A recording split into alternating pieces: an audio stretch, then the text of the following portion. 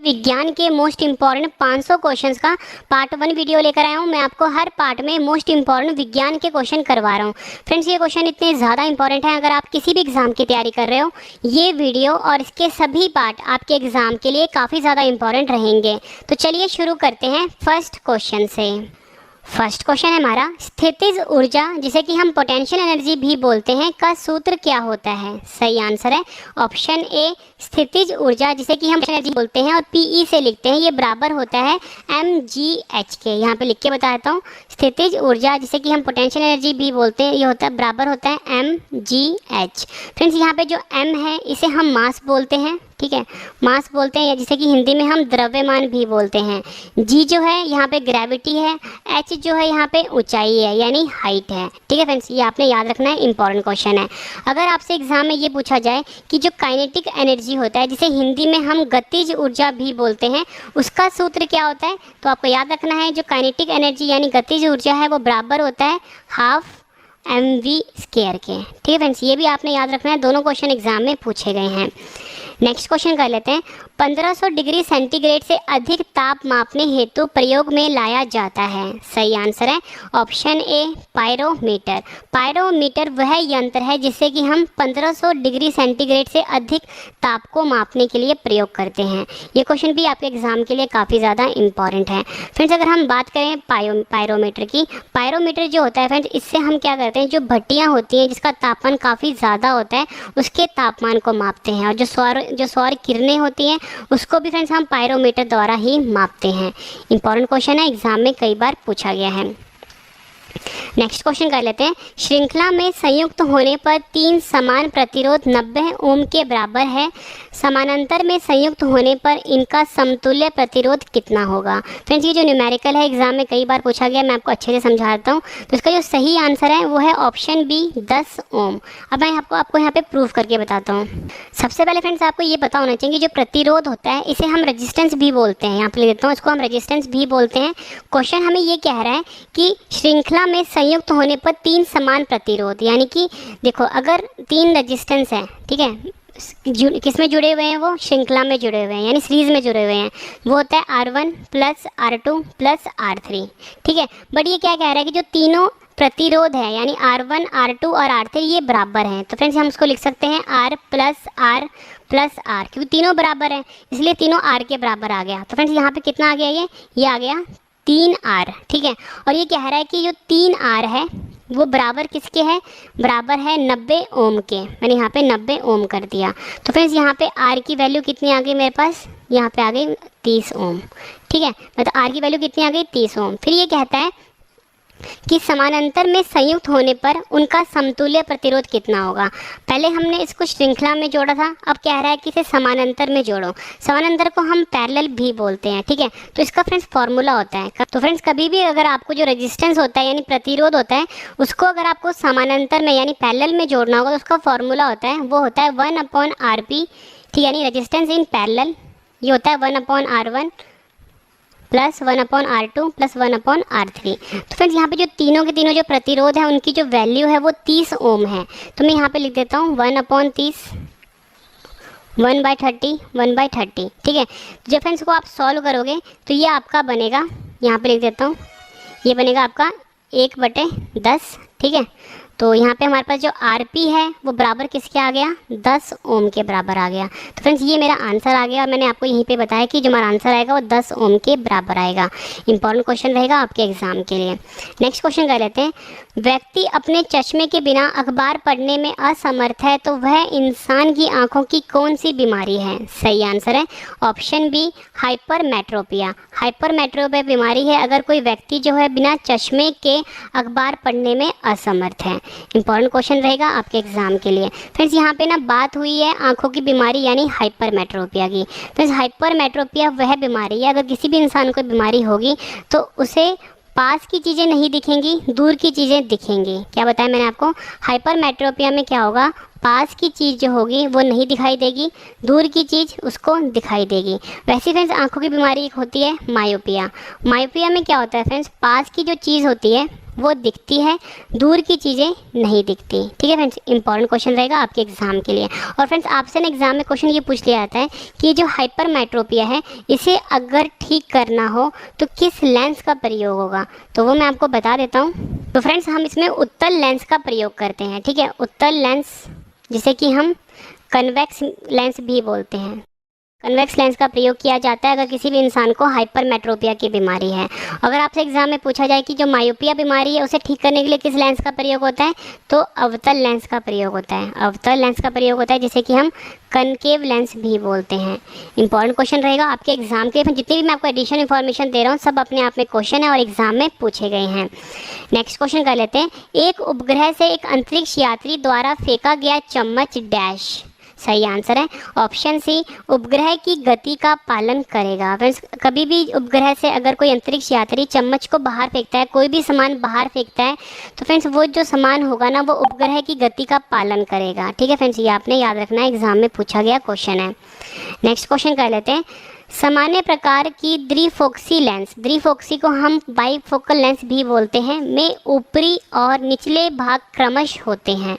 सही आंसर है option A, अवतल लेंस और उत्तल लेंस। फ्रेंड जो द्विफोक्सी लेंस होते हैं ना, वो वाले जो चश्मे होते हैं उसमें दो प्रकार के लेंस प्रयोग होते हैं। ठीक है, मैं आपको फोटो बना के समझाता हूँ। सपोज करो फ्रेंड्स लेंस कुछ जो चश्मा है कुछ इस प्रकार का होगा। जो फ्रेंड्स ऊपर वाला लेंस होगा ना, ऊपर वाला, ठीक है, ऊपर वाला लेंस जो होगा अवतल लेंस होगा।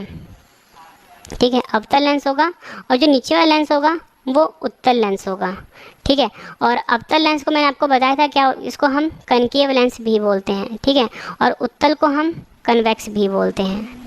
ठीक है फ्रेंड्स, और ये जो अवतल लेंस होता है इसका प्रयोग मेनली होता है कि दूर की चीज़ों को देखने के लिए इसका प्रयोग होता है। और जो नीचे उत्तल लेंस है इसका प्रयोग हमेशा कम पास की चीज़ देखने के लिए प्रयोग करते हैं। ठीक है फ्रेंड्स, ये आपने याद रखना है। अवतल ऊपर वाला होता है, उत्तल नीचे वाला होता है द्विफोक्सी लेंस में। इंपॉर्टेंट क्वेश्चन है ये।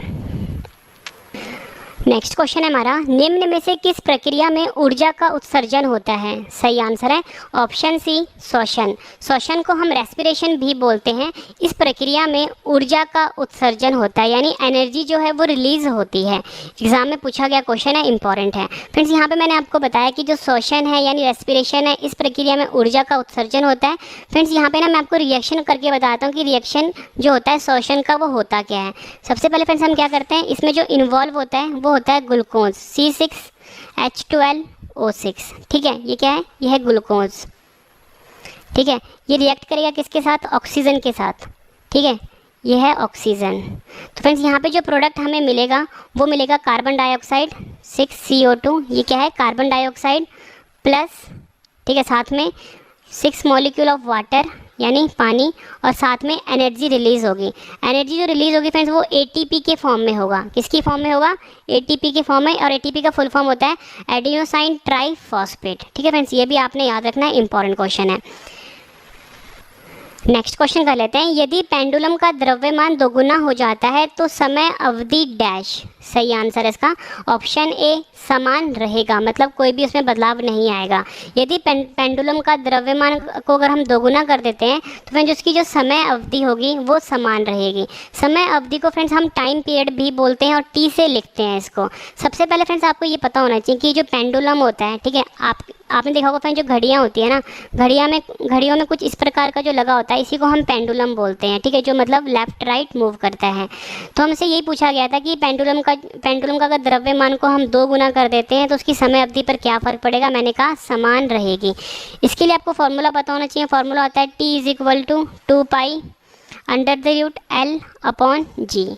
L क्या है फ्रेंड्स, यहाँ पे लंबाई, मतलब ये जो पेंडुलम है इसकी लंबाई को हम L से लिखते हैं। और ये G क्या है फ्रेंड्स, ग्रेविटी है। तो यहाँ पे फ्रेंड्स आप ये देख पा रहे हो कि जो पेंडुलम है, ठीक है, पेंडुलम का अगर हम द्रव्यमान को दोगुना करते हैं तो समय अवधि जो है समान रहेगी, क्योंकि ये समय अवधि पे डिपेंड ही नहीं करता, ये सिर्फ लंबाई पर डिपेंड करता है। ठीक है फ्रेंड्स, तो आपने ये ध्यान रखना है, इंपॉर्टेंट क्वेश्चन है। नेक्स्ट क्वेश्चन है हमारा, प्रकाश की एक किरण सघन यानी जिसे कि हम डेंसर भी बोलते हैं से दुर्लभ जिसे कि हम रेयर भी बोलते हैं माध्यम तक यात्रा करती है, वह डैश। सही आंसर है सामान्य से दूर झुकती है। फ्रेंड्स ये क्वेश्चन मैं आपको फोटो समझाता हूँ, आपको और अच्छे से समझ में आ जाएगा। तो फ्रेंड्स मैंने आपके लिए ये फोटो बनाया, इस फोटो से मैं आपको समझाता हूँ। फिर देखो ये वाला जो मीडियम है ऊपर वाला, ठीक है, इसको मैंने डेंसर मीडियम माना है यानी सघन मीडियम माना है, ठीक है। जो नीचे वाला मीडियम है इसको मैंने रेयर मीडियम माना है, जिसे कि हम दुर्लभ मीडियम भी बोलते हैं। कभी भी जो प्रकाश की जो किरण होगी वो अगर सघन मीडियम से दुर्लभ मीडियम में जाएगी तो वो हमेशा फ्रेंड्स आपने याद रखना है सामान्य से दूर झुकती है। मतलब ये जो लाइन है ना इसको हम बोलते हैं नॉर्मल या सामान्य, इससे दूर झुकती है। तो आप ये देख सकते हो फ्रेंड्स ये वाला जो एंगल है ना, ये वाला फिर से समझाता हूँ मैं आपको। ये देखो ये वाला जो एंगल है ये काफ़ी बड़ा है, ठीक है, ये वाला एंगल काफ़ी बड़ा है। तो आप देख सकते हो कि ये सामान्य से दूर झुकती है। अगर क्वेश्चन पूछा जाए आपसे कि प्रकाश की किरण इसका उल्टा कर दे कि दुर्लभ से सघन माध्यम तक यात्रा करती है तो क्या होगा, तो उस टाइम फ्रेंड्स जो आपका आंसर होगा ना वो होगा सामान्य की ओर झुकती है, ठीक है। दोनों टाइप के क्वेश्चन एग्जाम में पूछे गए हैं। नेक्स्ट क्वेश्चन कर लेते हैं, जब किसी वस्तु को ऊंचाई पर ले जाया जाता है तो उसकी संभावित ऊर्जा डैश हो जाती है। सही आंसर है इसका ऑप्शन बी, बढ़ जाती है। जब किसी भी वस्तु को ऊंचाई पर लेकर जाया जाता है तो फ्रेंड्स उसकी जो संभावित ऊर्जा होती है वो बढ़ जाती है। और फ्रेंड्स हम संभावित ऊर्जा जो होता है इसको पोटेंशियल एनर्जी भी बोलते हैं। और मैंने आपको ऊपर ही एक फार्मूला बताया था कि जो पोटेंशियल एनर्जी होता है इसका फार्मूला होता है mgh, ठीक है फ्रेंड्स। तो अब यहाँ पे आप देख सकते हो कि यहाँ पे जो m है वो है द्रव्यमान, जिसे कि हम मास भी बोलते हैं। g क्या है, ग्रेविटी, और h क्या है यहाँ पे, ऊंचाई। तो आप ये देख सकते हो जो पोटेंशियल एनर्जी है वो डायरेक्टली प्रोपोर्शनल किसके है, हाइट के है। पोटेंशियल एनर्जी डायरेक्टली प्रोपोर्शनल किसके है, हाइट के है, यानी ऊंचाई के। जितना आप ऊंचाई बढ़ाओगे उतना ही ज़्यादा पोटेंशियल एनर्जी जो है वो बढ़ेगा। फिर एग्जाम्पल मैं आपको देता हूँ फ्रेंड्स, जो पानी के ऊपर जो बांध बने होते हैं, नदियों के ऊपर जो बांध बने होते हैं उनकी ऊंचाई काफ़ी ज़्यादा ऊंची रखी जाती है। ऊंची इसलिए रखी जाती है फिर जितना ज़्यादा ऊंचा तक पानी इसमें स्टोर होगा ना उतना ही ज़्यादा उसमें जो संभावित ऊर्जा है वो होगा, ठीक है, यानी पोटेंशियल इसमें उतना ही ज़्यादा होगा, ठीक है फ्रेंड्स। इंपॉर्टेंट क्वेश्चन है ये। नेक्स्ट क्वेश्चन कर लेते हैं, आर्टिफिशियल सजावट और विज्ञापन के लिए डिस्चार्ज ट्यूब में किस गैस का उपयोग किया जाता है। सही आंसर है ऑप्शन ए, नियोन गैस का उपयोग किया जाता है। ऑप्टिकल सजावट और विज्ञापन के लिए डिस्चार्ज ट्यूब में नियोन गैस का प्रयोग किया जाता है। ये क्वेश्चन भी आपके एग्जाम के लिए काफ़ी इंपॉर्टेंट है। फ्रेंड्स मैं आपको बता दूं इस वीडियो में आपको मोस्ट इंपॉर्टेंट 60 क्वेश्चन करवाने वाला हूँ विज्ञान के।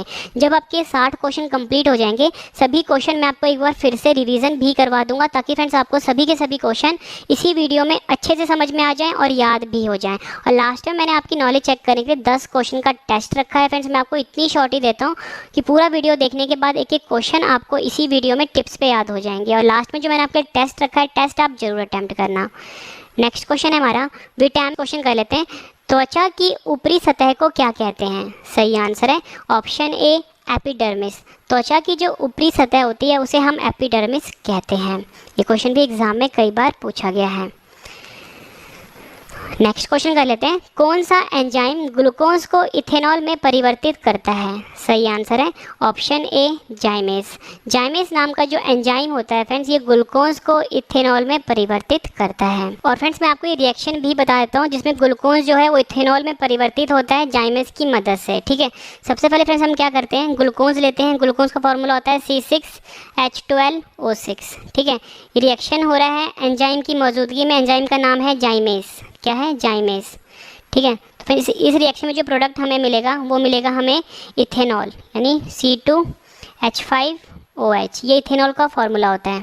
और साथ में मिलेगा हमें 2CO, ठीक है फ्रेंड्स, ये भी आपने याद रखना है, प्लस 2CO2, ठीक है फ्रेंड्स। यहाँ पे कार्बन डाइऑक्साइड आएगा साथ में। नेक्स्ट क्वेश्चन कर लेते हैं, जब प्रकाश एक माध्यम से दूसरे माध्यम में गुजरता है तो डैश भौतिक मात्रा अपवर्तित रहती है। सही आंसर है ऑप्शन सी, आवृत्ति। आवृत्ति को हम फ्रीक्वेंसी भी बोलते हैं, फ्रीक्वेंसी भी बोलते हैं। ये जो फ्रेंड्स भौतिक मात्रा होता है ये अपवर्तित रहता है, ठीक है। जब भी प्रकाश जो होता है एक माध्यम से दूसरे माध्यम में गुजरता है उसकी जो फ्रेंड्स फ्रीक्वेंसी होती है यानी आवृत्ति होती है वो कभी भी नहीं बदलती। तरंग दैर्घ्य बदल जाता है, वेग यानी वेलोसिटी भी बदल जाता है, लेकिन आवृत्ति कभी नहीं बदलती। ये आपने याद रखना है, एग्जाम में पूछा गया क्वेश्चन है।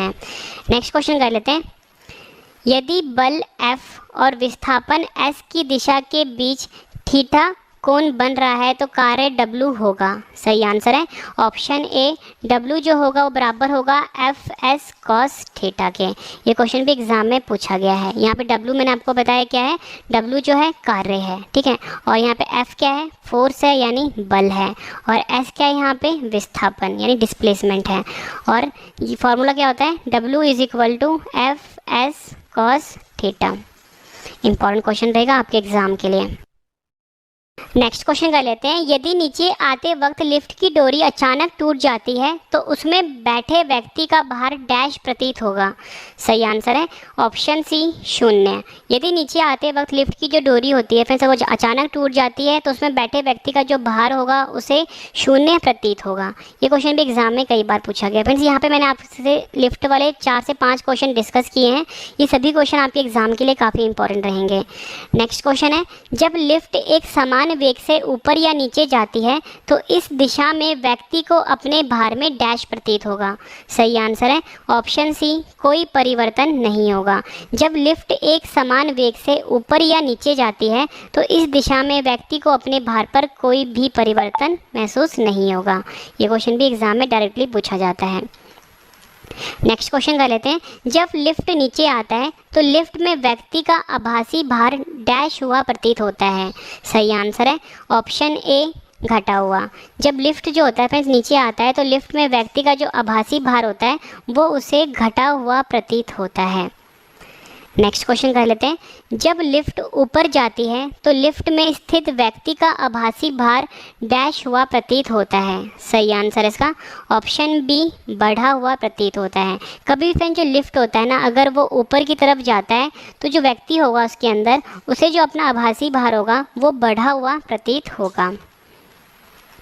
किस वैज्ञानिक ने कहा था प्रत्येक ग्रह सूर्य के चारों ओर एक दीर्घ वृत्ताकार कक्षा में परिक्रमा करता है तथा सूर्य कक्षा के एक फोकस बिंदु पर होता है। सही आंसर है ऑप्शन सी, केपलर।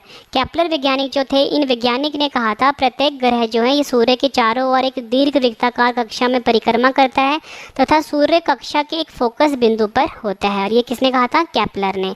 ये क्वेश्चन भी आपके एग्जाम के लिए काफ़ी इंपॉर्टेंट है। फिर इसके बाद जो मैं आपको रिविज़न करवाने वाला हूँ और जो लास्ट मैंने आपको टेस्ट रखा है ना, टेस्ट जरूर अटैम्प्ट करना क्योंकि टेस्ट ही आपको बेस्ट बनाता है।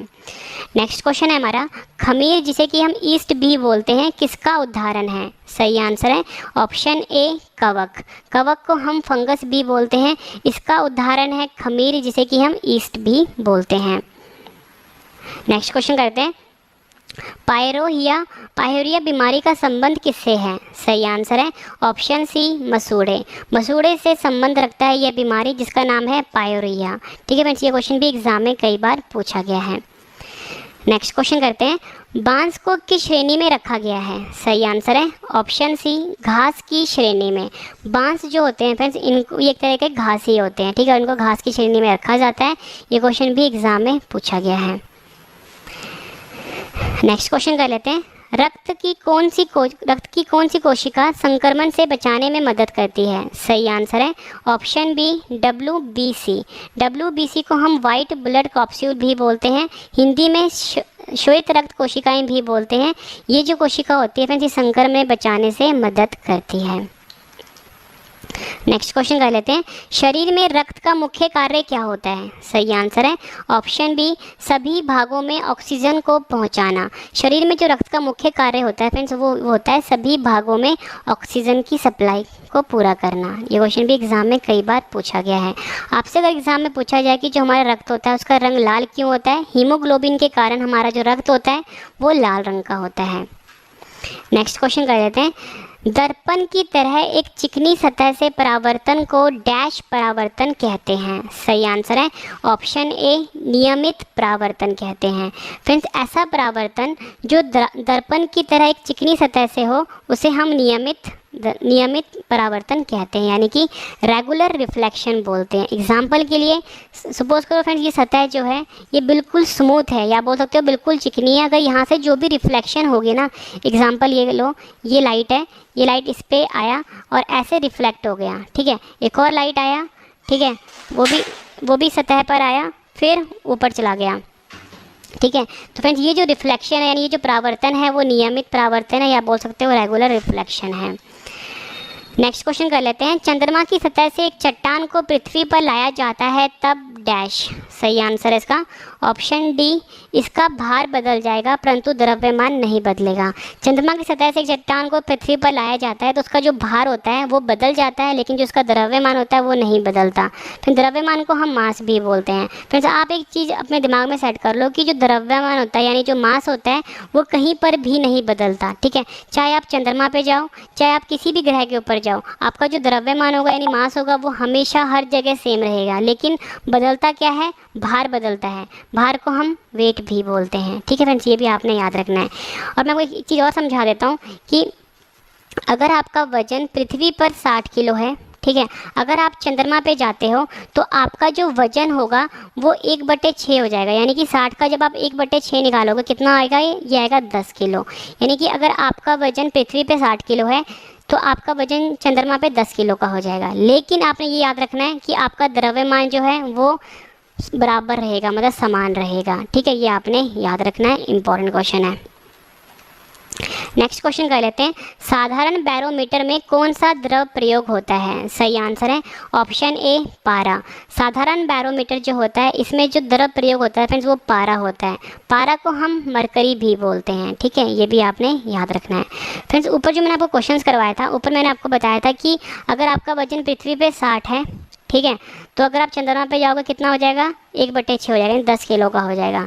अगर आपको एग्ज़ाम में ये पूछ ले कि आपका वजन जो है वो चंद्रमा के ऊपर, कहाँ पर, चंद्रमा के ऊपर अगर 100 किलो है तो पृथ्वी पर कितना हो जाएगा, पृथ्वी पर 6 गुना हो जाएगा, यानी 600 किलो का हो जाएगा, ठीक है, ये भी आपने याद रखना है, ठीक है फ्रेंड्स। नेक्स्ट क्वेश्चन कर लेते हैं। भारहीनता की अवस्था में एक मोमबत्ती की ज्वाला का आकार हो जाएगा। सही आंसर इसका ऑप्शन सी, गोलाकार। भारहीनता की अवस्था में जो एक मोमबत्ती होती है इसकी ज्वाला का जो आकार होगा फ्रेंड्स वो गोलाकार हो जाएगा। आप सभी को पता है फ्रेंड्स भारहीनता की अवस्था में क्या होगा कि ग्रेविटी नहीं होगी। अगर ग्रेविटी नहीं होगी फ्रेंड्स जो मोमबत्ती है, ठीक है, आप सभी को पता है ऐसे जलता है, ठीक है, लेकिन अगर भारहीनता नहीं होगी, ग्रेविटी नहीं होगी तो फ्रेंड्स वो कुछ इस प्रकार से बर्न करेगी। मैं आपको फोटो से समझाता हूँ, इस प्रकार से, ठीक है। तो यही हमारा क्वेश्चन था कि भारहीनता की अवस्था में एक मोमबत्ती की ज्वाला का जो आकार हो जाएगा वो गोलाकार हो जाएगा, ठीक है। यह है भारहीनता की अवस्था में और यह है ग्रेविटी की प्रेजेंस में, ठीक है। नेक्स्ट क्वेश्चन है हमारा, लोलक की कलावधि को फ्रेंड्स हम टाइम पीरियड भी बोलते हैं, किस पर निर्भर करती है? सही आंसर है ऑप्शन ए, लंबाई के ऊपर निर्भर करती है। फ्रेंड्स ये जो लोलक होता है इसे हम पेंडुलम घड़ियां भी बोलते हैं, ठीक है, इंग्लिश में हम इसको पेंडुलम घड़ियां भी बोलते हैं और कलावधि को हम टाइम पीरियड भी बोलते हैं। तो क्वेश्चन हमसे ये पूछ रहा है कि जो लोलक घड़ियाँ होती है उसमें जो कलावधि होता है, टाइम पीरियड होता है, वो किस पर निर्भर करता है? मैंने आपको बताया लंबाई पर निर्भर करता है। ये चीज़ मैं आपको फ्रेंड्स फॉर्मूला से समझाता हूँ, आपको और अच्छे से समझ में आ जाएगा। फ्रेंड देखो, जो टाइम पीरियड होता है लोलक घड़ियाँ का यानी पेंडुलम घड़ियाँ का वो बराबर होता है T = 2π√L/G, ठीक है फ्रेंड्स। तो ये T जो है ये टाइम पीरियड है, तो आप यहाँ पे देख सकते हो T जो है किस पर निर्भर कर रहा है, लंबाई पर निर्भर कर रहा है, यानी L पर निर्भर कर रहा है, ठीक है फ्रेंड्स। इंपॉर्टेंट क्वेश्चन आपके लिए। नेक्स्ट क्वेश्चन कर लेते हैं।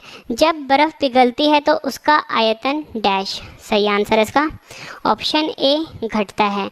जब भी फ्रेंड जो बर्फ़ है ना वो पिघलेगा ना तो उसका जो आयतन है वो हमेशा घट जाएगा। किस ताप पर पानी का घनत्व अधिक होता है? सही आंसर है ऑप्शन बी, 4 डिग्री सेल्सियस पर। 4 डिग्री सेल्सियस पर पानी का जो घनत्व होता है वो सबसे अधिक होता है।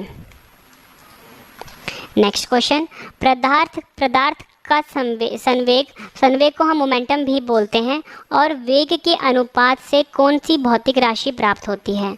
सही आंसर है ऑप्शन सी, द्रव्यमान। क्वेश्चन ये कह रहा है कि पदार्थ का संवेग, ठीक है, संवेग यहाँ पे लिखता हूँ, और वेग, ठीक है, इसके अनुपात में कौन सी राशि प्राप्त होती है? तो आपका आंसर होगा द्रव्यमान, ठीक है फ्रेंड्स, ये भी आपने याद रखना है। नेक्स्ट क्वेश्चन कर लेते हैं। भौतिकी की शाखा में अति सूक्ष्म कणों की चाल का अध्ययन किया जाता है। सही आंसर है option B, quantum mechanics. Quantum mechanics भौतिकी की वह शाखा है जिसमें अति सूक्ष्म कणों की चाल का अध्ययन किया जाता है। नेक्स्ट क्वेश्चन कर लेते हैं। एक सुई पानी में डूब जाती है जबकि लोहे से बना जहाज पानी पर तैरता रहता है, क्योंकि? सही आंसर है ऑप्शन डी, सुई का सापेक्षिक घनत्व उसके द्वारा हटाए हुए पानी के आपेक्षिक घनत्व से अधिक होता है। एक सुई जो होता है ना फ्रेंड्स, वो पानी में डूब जाता है, लेकिन जबकि लोहे से बना जहाज पानी पर तैरता रहता है। इसका कारण क्या बताया मैंने आपको? सुई जो होता है उसका आपेक्षिक घनत्व जो होता है उसके द्वारा हटाए हुए पानी के आपेक्षिक घनत्व से अधिक होता है। इंपॉर्टेंट क्वेश्चन रहेगा आपके एग्जाम के लिए। पर जितने भी क्वेश्चन मैं आपके लिए लेकर आया हूँ ये एग्जाम ओरिएंटेड क्वेश्चन है, एग्जाम में कई बार पूछे गए हैं। आप किसी भी एग्जाम की तैयारी कर रहे हो, चाहे वो एसएससी है, यूपीएससी है, पीसीएस है, स्टेट एग्जाम है, पटवारी एग्जाम है, पुलिस एग्जाम है, डिफेंस एग्जाम है, या कोई भी एग्जाम है फ्रेंड्स, सभी के लिए ये वीडियो काफ़ी ज़्यादा यूजफुल रहने वाला है। जब किसी शेविंग ब्रश को पानी में से निकाला जाता है तो उसके बाल आपस में चिपक जाते हैं, इसका कारण क्या है? सही आंसर है ऑप्शन सी पृष्ठ तनाव। पृष्ठ तनाव को हम सरफेस टेंशन भी बोलते हैं। इसके कारण कभी भी शेविंग ब्रश को पानी से निकाला जाता है तो उसके जो बाल होते हैं वो आपस में चिपक जाते हैं। नेक्स्ट क्वेश्चन कर लेते हैं। परमाणु रिएक्टर में भारी पानी के रूप में डैश का उपयोग किया जाता है। सही आंसर है ऑप्शन बी, मॉडरेटर। परमाणु रिएक्टर जो होता है फ्रेंड्स, उसमें जो भारी पानी के रूप में हम मॉडरेटर का प्रयोग करते हैं। फ्रेंड्स ये जो भारी पानी है इसका फॉर्मूला होता है D2O। D2O का मतलब होता है ड्यूटेरियम ऑक्साइड, ठीक है। और परमाणु रिएक्टर में हम भारी पानी जो होता है उसको मॉडरेटर के रूप में प्रयोग करते हैं। नेक्स्ट क्वेश्चन कर लेते हैं। दूर संचार में किस प्रकार की तरंगों का उपयोग किया जाता है? सही आंसर है ऑप्शन ए, माइक्रो तरंग। माइक्रो तरंग का प्रयोग किया जाता है दूर संचार में, ठीक है फ्रेंड्स। ये भी एग्जाम में पूछा गया क्वेश्चन है। नेक्स्ट क्वेश्चन कर लेते हैं। ऑप्टिकल फाइबर का उपयोग कहाँ किया जाता है? सही आंसर है ऑप्शन बी, एंडोस्कोपी। एंडोस्कोपी में हम ऑप्टिकल फाइबर का प्रयोग करते हैं। फ्रेंड्स ये जो एंडोस्कोपी होता है फ्रेंड्स, इसका प्रयोग हम मेडिकल साइंस में करते हैं। हमारी बॉडी का जो इंटरनल पार्ट्स होता है उसको चेक करने के लिए हम एंडोस्कोपी का प्रयोग करते हैं, और एंडोस्कोपी में हम ऑप्टिकल फाइबर का प्रयोग करते हैं। ये क्वेश्चन भी एग्जाम में कई बार पूछा गया है। नेक्स्ट क्वेश्चन है हमारा, चमगादड़ रात के समय उड़ान भर सकते हैं क्योंकि डैश। सही आंसर है ऑप्शन सी, अल्ट्रासोनिक तरंग के पैदा होने के कारण चमगादड़ जो है ये रात को उड़ान भर सकते हैं। फिर जो चमगादड़ होते हैं ये अल्ट्रासोनिक तरंगे जो होते हैं उनको प्रोड्यूस करते हैं, यानी उनको पैदा करते हैं, इस कारण से वो रात को भी देख सकते हैं। नेक्स्ट क्वेश्चन है हमारा, ध्वनि तरंग के दो लगातार संकोचन के बीच की दूरी को हम क्या कहते हैं? सही आंसर है इसका ऑप्शन ए, तरंग दैर्ध्य को हम वेवलेंथ भी बोलते हैं, ठीक है, वेवलेंथ भी बोलते हैं। ये ध्वनि तरंग के दो लगातार संकोचन के बीच की दूरी होती है। फोटो से समझाता हूँ फ्रेंड्स, कोई भी जो ध्वनि तरंग होता है वो इस तरह से चलता है, ठीक है, मतलब साइन वेव की फॉर्म में चलता है। क्वेश्चन हमें ये कह रहा था कि दो लगातार संकोचन, मतलब यहाँ से लेके यहाँ तक की जो दूरी होती है ना उसी को हम वेवलेंथ बोलते हैं, यानी तरंग दैर्ध्य कहते हैं। इंपॉर्टेंट क्वेश्चन रहेगा आपके एग्जाम के लिए। नेक्स्ट क्वेश्चन कर लेते हैं। निम्न में से ध्वनि किस में यात्रा नहीं कर सकती है? सही आंसर है ऑप्शन डी, निर्वात। ध्वनि जो होता है फ्रेंड्स वो निर्वात में यात्रा नहीं कर सकती है, मतलब कि वैक्यूम में ट्रैवल नहीं कर सकती है। और अगर आपसे एग्जाम में पूछा जाए कि ध्वनि जो होता है सबसे तेज किस में चलता है, तो आपका आंसर होगा ठोस में सबसे तेज चलता है, और निर्वात में यात्रा नहीं कर सकता है, यानी नहीं चल सकता है। नेक्स्ट क्वेश्चन कर लेते हैं। जब एक चलती कार अचानक बंद हो जाती है तो यात्री डैश की वजह से आगे की ओर गिरता है। सही आंसर इसका ऑप्शन बी, गति का जड़त्व। गति का जड़त्व जो होता है इसके कारण जब भी गाड़ी चलती हुई गाड़ी अचानक बंद हो जाती है तो यात्री जो है ये आगे की ओर गिरते हैं, ठीक है फ्रेंड्स। ये भी एग्जाम में पूछा गया क्वेश्चन है। फ्रेंड्स नेक्स्ट क्वेश्चन है हमारा, परमाणु रिएक्टर में निम्न में से कौन सा ईंधन के रूप में प्रयोग होता है? सही आंसर है ऑप्शन डी, यूरेनियम। यूरेनियम जो है ये परमाणु रिएक्टर में ईंधन के रूप में प्रयोग किया जाता है। फ्रेंड्स ये जो यूरेनियम है ये एक तरह का रेडियो एक्टिव तत्व है, और इसका जो फॉर्मूला होता है फ्रेंड्स वो यू होता है, और इसका जो परमाणु क्रमांक होता है फ्रेंड्स वो 92 होता है, और इसका जो मास नंबर होता है फ्रेंड्स वो 235 होता है, ठीक है फ्रेंड्स। ये भी आपने याद रखना है। नेक्स्ट क्वेश्चन कर लेते हैं। ऐसी तरंगे जिनके प्रसार के लिए किसी भी भौतिक माध्यम की आवश्यकता नहीं होती है उसे क्या कहते हैं? आंसर इसका ऑप्शन सी, विद्युत चुंबकीय तरंगे। विद्युत चुंबकीय तरंग को हम इलेक्ट्रोमैग्नेटिक वेव्स भी बोलते हैं। ये ऐसी तरंगे होती है जिनके प्रसार के लिए किसी भी भौतिक माध्यम की आवश्यकता नहीं होती है। हीटर का कॉइल किसका बना होता है? सही आंसर है इसका ऑप्शन डी नाइक्रोम। नाइक्रोम का बना होता है हीटर की कॉइल। और फ्रेंड्स आपको ये पता होना चाहिए कि जो नाइक्रोम है ये एक प्रकार का एलॉय है, ठीक है, क्या है, एक प्रकार का एलॉय है, यानी कि मिश्र धातु है। और आपसे एग्जाम में क्वेश्चन पूछ लिया जाता है कि ये जो नाइक्रोम है ये किस धातु का मिश्र धातु है, तो आपको ये पता होना चाहिए। तो फ्रेंड्स इसमें ना 80% जो होता है वो निकल होता है, ठीक है, 80% निकल होता है, और 20% जो होता है इसमें क्रोमियम होता है। ये भी आपने याद रखना है, मतलब निकल और क्रोमियम का मिश्र धातु है नाइक्रोम, जिसका प्रयोग हम हीटर के कॉइल में करते हैं। नेक्स्ट क्वेश्चन कर लेते हैं। एक शरीर की स्थिति के कारण उसके पास मौजूद ऊर्जा को क्या कहा जाता है? सही आंसर है ऑप्शन सी स्थितिज ऊर्जा। स्थितिज ऊर्जा को हम पोटेंशियल एनर्जी भी बोलते हैं। एक शरीर की स्थिति के कारण उसके पास मौजूद ऊर्जा को हम स्थितिज ऊर्जा कहते हैं, यानी पोटेंशियल एनर्जी कहते हैं। ये क्वेश्चन भी एग्जाम में कई बार पूछा गया है। नेक्स्ट क्वेश्चन है हमारा, न्यूटन के किस नियम में बल, जिसे कि हम फोर्स भी बोलते हैं, की योग्यता की परिभाषा मिलती है? फिर यहाँ पे परिभाषा लिख लो आप। तो सही आंसर है ऑप्शन ए न्यूटन की गति का प्रथम नियम।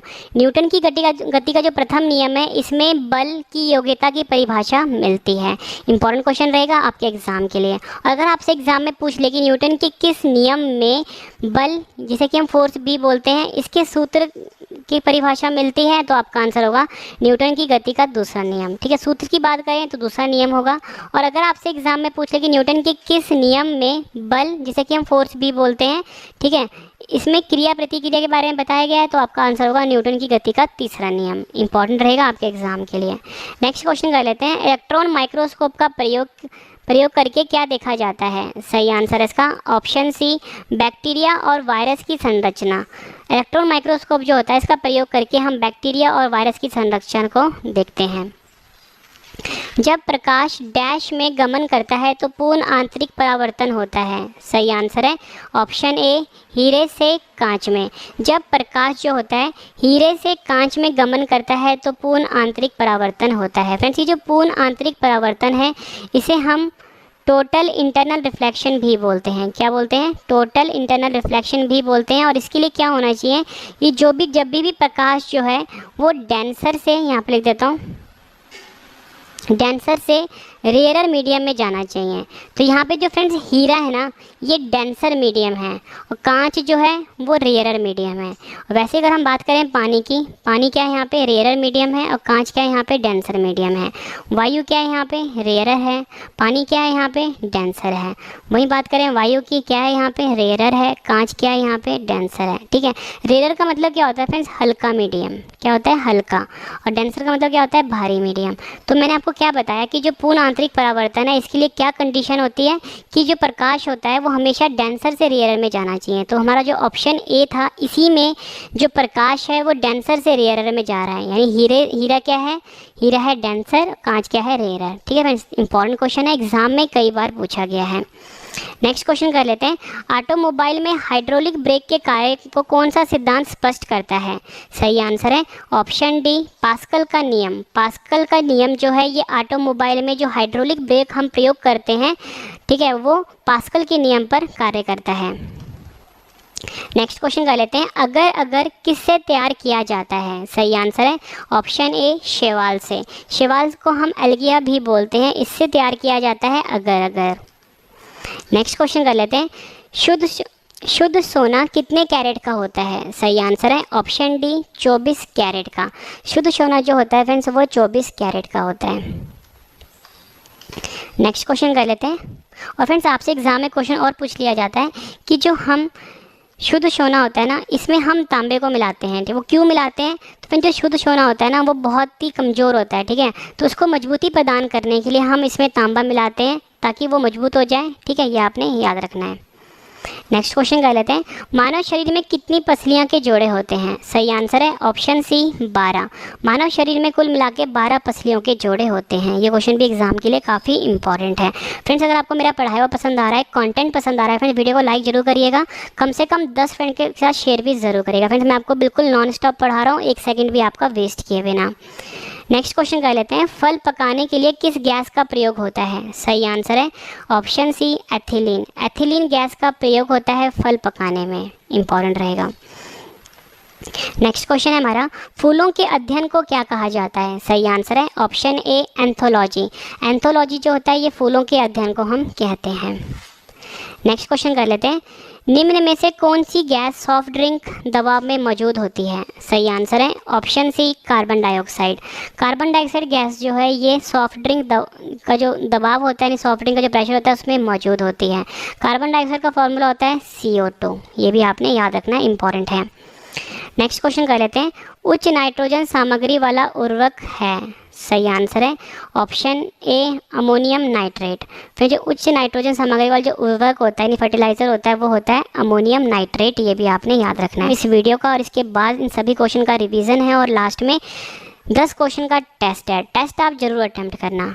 नेक्स्ट है हमारा, दही किस अमल के कारण खट्टा होता है? सही आंसर है ऑप्शन बी लैक्टिक अमल। लैक्टिक अमल के कारण जो दही होता है फ्रेंड्स वो खट्टा होता है। फ्रेंड्स मैंने आपको ये 60 क्वेश्चन करवाए बिल्कुल डिटेल में। उम्मीद करता हूँ फ्रेंड्स आपको सभी क्वेश्चन अच्छे से समझ में आ गए होंगे और याद भी हो गए होंगे इसी वीडियो में। अब इस वीडियो का सबसे बेहतरीन पार्ट है रिवीजन। मतलब जितने भी क्वेश्चन मैंने आपको करवाए हैं अभी फटाफट से रिवीजन करवा देता हूँ ताकि फ्रेंड्स आपको सभी क्वेश्चन इसी वीडियो में अच्छे से समझ में आ जाएँ और याद भी हो जाए। लास्ट में 10 क्वेश्चन का टेस्ट है। टेस्ट आप जरूर अटेम्प्ट करना क्योंकि टेस्ट ही आपको बेस्ट बनाता है। तो चलिए फ्रेंड्स स्टार्ट करते हैं टेस्ट के लिए आपको all the best. First question है रिवीजन का, स्थितिज ऊर्जा जिसे कि हम पोटेंशियल एनर्जी भी बोलते हैं का सूत्र क्या होता है? सही आंसर है potential energy is equal to mgh। Friends यहाँ पे जो PE लिखा है इसका मतलब पोटेंशियल एनर्जी होता है जिसे हिंदी में हम स्थितिज ऊर्जा बोलते हैं। नेक्स्ट क्वेश्चन करते हैं रिवीजन का, 1500 डिग्री सेंटीग्रेड से अधिक ताप मापने हेतु प्रयोग में लाया जाता है? सही आंसर है पायरोमीटर। नेक्स्ट क्वेश्चन, श्रृंखला में संयुक्त होने पर 3 समान प्रतिरोध 90 ओम के बराबर है, समानांतर में संयुक्त होने पर उनका समतुल्य प्रतिरोध कितना होगा? सही आंसर है 10 ओम। नेक्स्ट क्वेश्चन, व्यक्ति अपने चश्मे के बिना अखबार पढ़ने में असमर्थ है तो वह इंसान को आँख की कौन सी बीमारी है? सही आंसर है हाइपरमेट्रोपिया। नेक्स्ट क्वेश्चन, एक उपग्रह से एक अंतरिक्ष यात्री द्वारा फेंका गया चम्मच डैश। सही आंसर है उपग्रह की गति का पालन करेगा। नेक्स्ट क्वेश्चन, सामान्य प्रकार के द्विफोक्सी लेंस को हम बाइफोकल लेंस भी बोलते हैं में ऊपरी और निचले भाग क्रमश होते हैं? सही आंसर है ऊपर वाला जो होता है लेंस वो अवतल लेंस होता है और जो नीचे वाला लेंस होता है वो उत्तल लेंस होता है। नेक्स्ट क्वेश्चन, निम्न में से किस प्रक्रिया में ऊर्जा का उत्सर्जन होता है? सही आंसर है श्वसन को हम रेस्पिरेशन भी बोलते हैं। नेक्स्ट क्वेश्चन करते हैं रिवीजन का, यदि पेंडुलम का द्रव्यमान दोगुना हो जाता है तो समय अवधि डैश। सही आंसर है समान रहेगी। नेक्स्ट क्वेश्चन कर लेते हैं रिवीजन का, प्रकाश की एक किरण सघन से दुर्लभ माध्यम तक यात्रा करती है तो वह डैश। सही आंसर है सामान्य से दूर झुकती है। जब किसी वस्तु को ऊंचाई पर ले जाया जाता है तो उसकी संभावित ऊर्जा डैश हो जाती है? सही आंसर है बढ़ जाती है। नेक्स्ट क्वेश्चन, ऑप्टिकल सजावट और विज्ञापन के लिए डिस्चार्ज ट्यूब में किस गैस का प्रयोग किया जाता है? सही आंसर है नियोन गैस का प्रयोग किया जाता है। फिर इसके बाद जो मैंने आपके लिए 10 क्वेश्चन का टेस्ट रखा है, टेस्ट आप जरूर अटेम्प्ट करना क्योंकि टेस्ट ही आपको बेस्ट बनाता है। नेक्स्ट क्वेश्चन है हमारा रिवीजन का, विटामिन B9 को और किस नाम से जाना जाता है? सही आंसर ऊपरी सतह को क्या कहते हैं? सही आंसर है एपिडर्मिस कहा जाता है। कौन सा एंजाइम ग्लूकोज को इथेनॉल में परिवर्तित कर सकता है? सही आंसर है जाइमेस। नेक्स्ट क्वेश्चन, जब प्रकाश एक माध्यम से दूसरे माध्यम से गुजरता है तो डैश भौतिक मात्रा अपवर्तित रहती है? सही आंसर है आवृत्ति। फिर आवृत्ति को हम फ्रीक्वेंसी भी बोलते हैं। नेक्स्ट क्वेश्चन करते हैं हम रिवीजन का, यदि बल जिसे कि हम F से लिखते हैं और विस्थापन जिसे कि हम S से लिखते हैं की दिशा के बीच थीटा कोण बन रहा है तो कार्य W होगा? सही आंसर है W is equal to F cos theta. Important question रहेगा आपके एग्जाम के लिए। नेक्स्ट क्वेश्चन कर लेते हैं, यदि नीचे आते वक्त लिफ्ट की डोरी अचानक टूट जाती है तो उसमें बैठे व्यक्ति का भार डैश प्रतीत होगा? सही आंसर है 0। ये क्वेश्चन भी एग्जाम में कई बार पूछा गया है। फिर जिस तरीके से मैं आपको पढ़ा रहा हूँ, पहले मैंने आपको सभी क्वेश्चंस डिटेल में पढ़ाए हैं, उसके बाद मैं आपको क्वेश्चंस का रिवीजन करवा रहा हूँ ताकि आपको सभी क्वेश्चन अच्छे से समझ में आ जाएँ और याद भी हो जाए और उसके बाद टेस्ट भी है। तो फिर सबसे बेहतरीन तरीका होता है किसी भी चीज़ को पढ़ने का और समझने का और याद करने का। नेक्स्ट क्वेश्चन करते हैं, जब लिफ्ट एक समान वेग से ऊपर या नीचे जाती है तो इस दिशा में व्यक्ति को अपने भार में डैश प्रतीत होगा। सही आंसर है कोई परिवर्तन नहीं होगा। जब लिफ्ट नीचे आती है तो लिफ्ट में व्यक्ति का आभासी भार डैश हुआ प्रतीत होगा। सही आंसर है घटा हुआ प्रतीत होगा। ये क्वेश्चन भी एग्जाम में पूछा गया है। जितने भी क्वेश्चन लिफ्ट से बनते थे ना, वो मैंने आपको यहाँ पे करवा दिए हैं, जो एग्जाम में अक्सर पूछे जाते हैं। जब लिफ्ट ऊपर जाती है तो लिफ्ट में स्थित व्यक्ति का आभासी भार डैश हुआ प्रतीत होगा। सही आंसर है बढ़ा हुआ प्रतीत होगा। नेक्स्ट क्वेश्चन, किस वैज्ञानिक ने कहा था प्रत्येक ग्रह सूर्य के चारों ओर एक दीर्घ वृत्ताकार कक्षा में परिक्रमा करता है तथा सूर्य कक्षा के एक फोकस बिंदु पर होता है। सही आंसर है केपलर। नेक्स्ट क्वेश्चन है हमारा, खमीर जिसे कि हम ईस्ट भी बोलते हैं, इसका किसका उदाहरण है? सही आंसर है कवक, जिसे कि हम फंगस बोलते हैं। नेक्स्ट क्वेश्चन करते हैं हम, पायरोहिया बीमारी का संबंध किससे है? आंसर है मसूड़ों से। नेक्स्ट क्वेश्चन, बांस को किस श्रेणी में रखा गया है? सही आंसर है बांस को घास की श्रेणी में रखा गया है। नेक्स्ट क्वेश्चन, रक्त की कौन सी कोशिका संक्रमण से बचाने में मदद करती है? सही आंसर है WBC। शरीर में रक्त का मुख्य कार्य क्या होता है? सही आंसर है सभी भागों में ऑक्सीजन को पहुंचाना। दर्पण की तरह एक चिकनी सतह से परावर्तन को डैश परावर्तन कहते हैं। आंसर है नियमित, या बोल सकते हो रेगुलर परावर्तन बोलते हैं। चंद्रमा की सतह से एक चट्टान को पृथ्वी पर लाया जाता है तब डैश। सही आंसर है इसका भार बदल जाएगा परंतु द्रव्यमान नहीं बदलेगा, लेकिन मतलब इसका जो वेट है वो चेंज हो जाएगा, लेकिन जो मास है वो सेम रहेगा। नेक्स्ट क्वेश्चन है हमारा, साधारण बैरोमीटर में कौन सा द्रव प्रयोग होता है? सही आंसर है पारा। भारहीनता की अवस्था में एक मोमबत्ती की ज्वाला का आकार हो जाएगा। नहीं, सही आंसर है गोलाकार। नेक्स्ट क्वेश्चन है हमारा, लोलक की कालावधि यानी टाइम पीरियड, सही आंसर है लंबाई के ऊपर निर्भर करता है। नेक्स्ट क्वेश्चन, जब बर्फ़ पिघलती है तो उसका आयतन, सही आंसर है घटता है। किस ताप पर पानी का घनत्व अधिक होता है? सही आंसर है 4 डिग्री सेल्सियस। नेक्स्ट क्वेश्चन है रिवीजन का, पदार्थ के संवेग को हम मोमेंटम भी बोलते हैं और वेग के अनुपात से कौन सी भौतिक राशि प्राप्त होती है? सही आंसर है द्रव्यमान।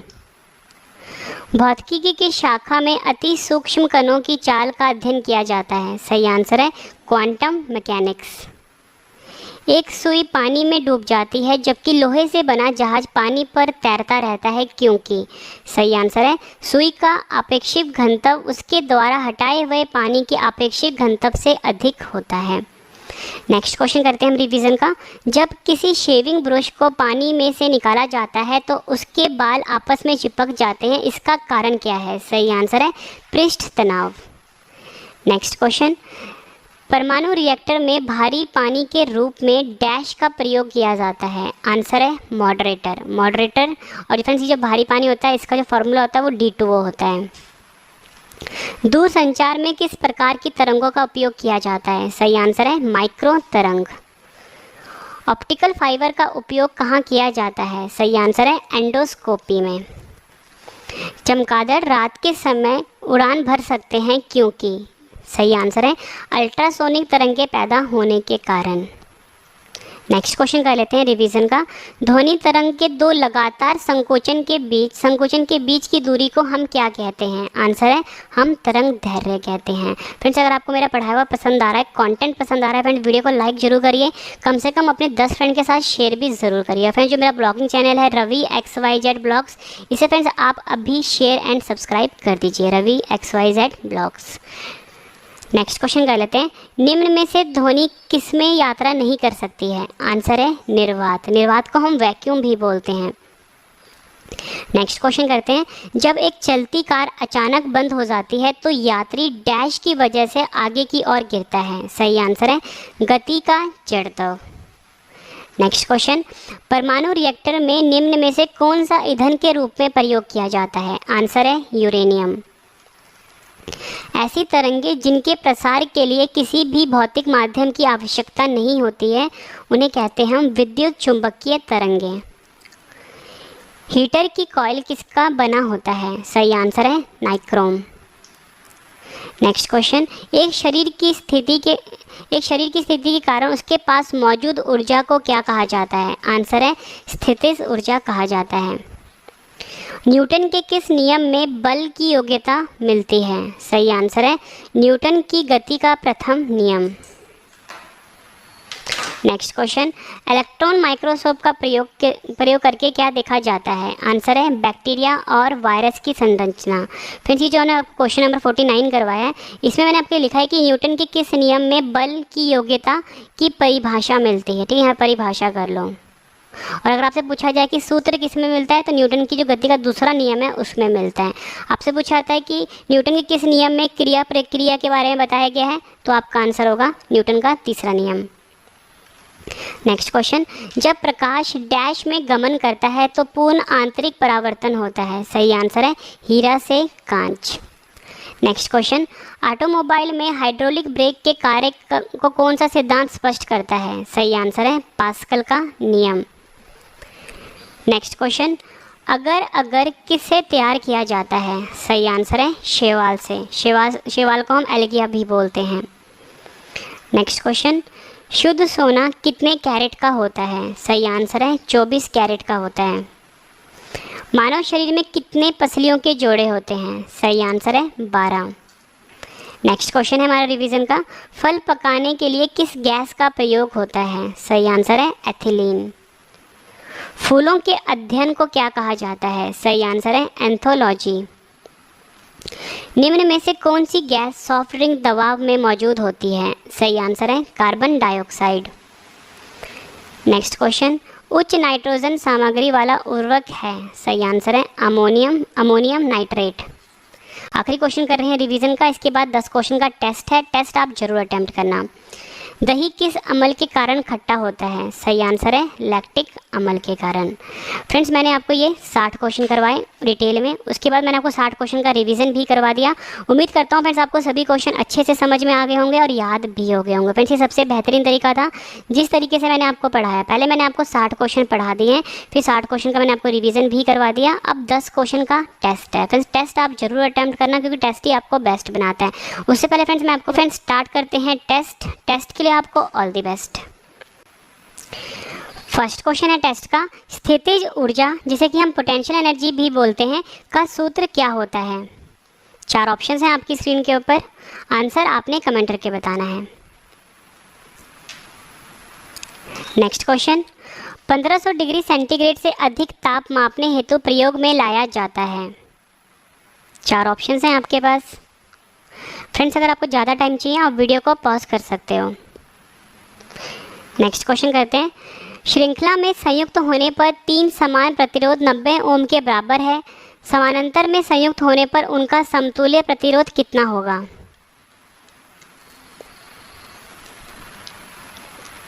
नेक्स्ट क्वेश्चन करते हैं, व्यक्ति अपने चश्मे के बिना अखबार पढ़ने में असमर्थ है तो वह इंसान की आंखों की कौन सी बीमारी है?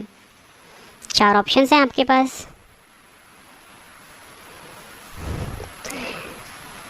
नेक्स्ट क्वेश्चन करते हैं टेस्ट का, एक उपग्रह से एक अंतरिक्ष यात्री द्वारा फेंका गया चम्मच डैश। 4 ऑप्शंस हैं। नेक्स्ट क्वेश्चन करते हैं टेस्ट का, सामान्य प्रकार की द्विफोकसी लेंस जिसे कि हम बाइफोकल लेंस भी बोलते हैं में ऊपरी और निचले भाग क्रमश होते हैं। नेक्स्ट क्वेश्चन करते हैं, निम्न में से किस प्रक्रिया में ऊर्जा का उत्सर्जन होता है?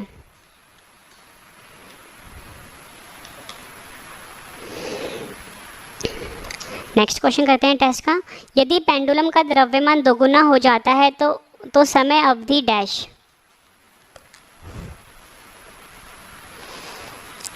नेक्स्ट क्वेश्चन है टेस्ट का, प्रकाश की एक किरण सघन से दुर्लभ माध्यम तक यात्रा करती है तो वह।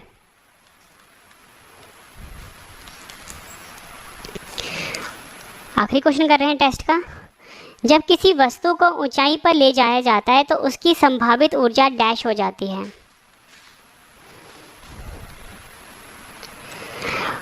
फ्रेंड्स मैंने आपको ये 60 क्वेश्चन करवाए, उसके बाद मैंने आपको 60 क्वेश्चन का रिवीजन भी करवा दिया और लास्ट में 10 क्वेश्चन का टेस्ट भी ले लिया। उम्मीद करता हूँ फ्रेंड्स आपको सभी क्वेश्चन अच्छे से समझ में आ गए होंगे और याद भी हो गए होंगे। फ्रेंड्स ये सबसे बेहतरीन तरीका था जिस तरीके से मैंने आपको पढ़ाया। पहले मैंने आपको सभी क्वेश्चन डिटेल में पढ़ाए, फिर सभी क्वेश्चन का मैंने आपको रिवीजन भी करवाया और उसके बाद लास्ट में 10 क्वेश्चन का टेस्ट भी ले लिया। फ्रेंड्स ये वीडियो कंप्लीट हो